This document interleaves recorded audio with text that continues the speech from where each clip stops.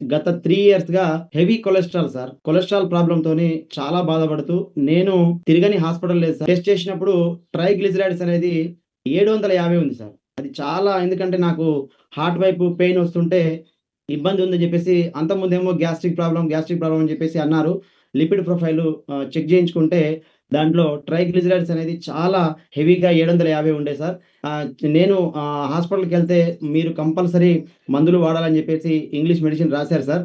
కానీ ఆ మెడిసిన్ వాడిన తర్వాత గూడా మళ్ళీ మార్పనేది కనిపించలేదు. దాని తర్వాత 2 డోసులు రాసారు సార్. 2 సార్లు వాడిన తర్వాత బాడీ మొత్తం వీక్‌నెస్ అయ్యి చాలా నీరసంగా అనిపించేది సార్. నేను నమ్మలేదు సార్ స్టార్టింగ్‌లో.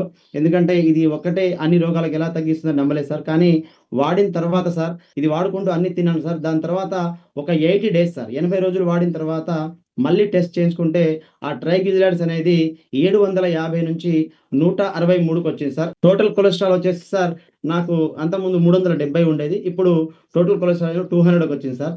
అంటే చాలా మిరాకిల్ సార్. ఎందుకంటే ఇన్ని రోజులు నేను మెడిసిన్ వాడినా గూడా తగ్గంది క్యూర్సెల్‌తోని ఒక సంజీవనిలాగా పనిచేసింది సార్.